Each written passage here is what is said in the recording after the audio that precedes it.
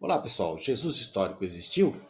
Na realidade, Jesus foi um dos muitos messias realizadores de milagres, como a Hanina Ben Rosa ou Roni o Circular, que, nas palavras de Flávio Josefo, foram responsáveis pela ira de Roma com suas proclamações de dependência. Basta analisar a Bíblia nos Evangelhos, Jesus afirma que não quer mudar nenhuma vírgula da lei judaica. Em Mateus capítulo 5, versículo 18. Algo que somente um judeu de fé judaica poderia dizer. Ele próprio afirma que não é igual ao Pai. Vocês me ouviram dizer: vou embora, mas voltarei para vocês. Se vocês me amassem, ficariam alegres porque vou para o Pai, pois o Pai é maior do que eu. Isso está em João capítulo 14, versículo 28. Ele seria, portanto, um dos 11 ou dos 12 pretendentes messiânicos que sabemos que existiram desde a morte de Herodes o Grande no ano 4 da era cristã. Até o início da primeira grande revolta judaica contra Roma, longe da Palestina, viviam Paulo de Tarso e um grupo de judeus helenizados que estavam desgostosos com algumas práticas judaicas. Por exemplo, a circuncisão, a gastronomia, a separação dos não-judeus. Então, eles se apropriaram do mito de Jesus e criaram o que inicialmente era um judaísmo mais flexível. O conflito entre esse grupo e o grupo dos judeus da Palestina, que conheceram Jesus pessoalmente ou que seguiram uma forma mais rigorosa do judaísmo, está registrado na própria Bíblia, o chamado incidente de Antioquia, o que levaria Paulo e seu grupo a se separarem ainda mais do judaísmo oficial, criando uma nova religião. Finalmente, no início do século IV, Constantino sintetizou as lendas cristãs para criar um conjunto organizado que pudesse ser usado para fins políticos. As fontes não cristãs são muito posteriores. O historiador judeu Flávio Josefo é o primeiro em sua obra Antiguidades Judaicas, no ano de 93, no capítulo 3, versos 3, o problema é que todos os historiadores minimamente sérios, e incluo os cristãos, reconhecem que o texto é forjado.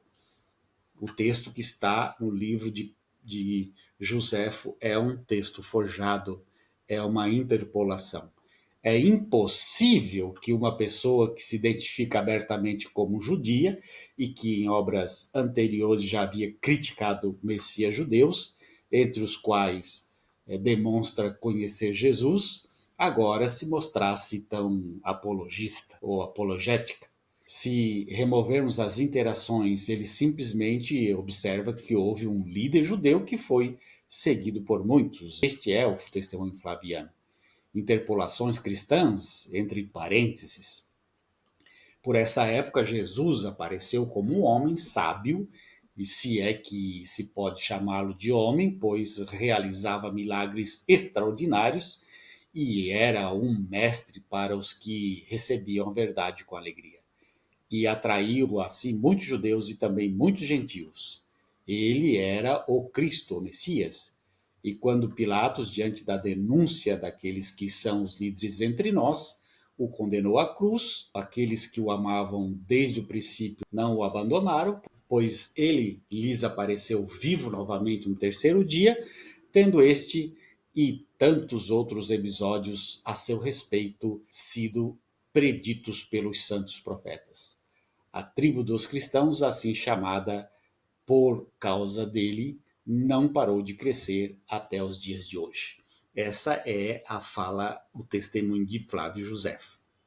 Esse testemunho foi provavelmente forjado. Todos os estudiosos dos textos antigos, tanto da Bíblia como dos textos dos historiadores da época de Jesus, creem que esse texto está fora de contexto, esse texto foi uma interpolação, alguém quando traduziu o texto de Joséfo, ele colocou esse parágrafo, e esse parágrafo não é de Joséfo, é de alguém posterior que quis aí fazer com que José se transformasse em um testemunha de Jesus. Mas isso não é verdade, é uma interpolação, é um documento posterior,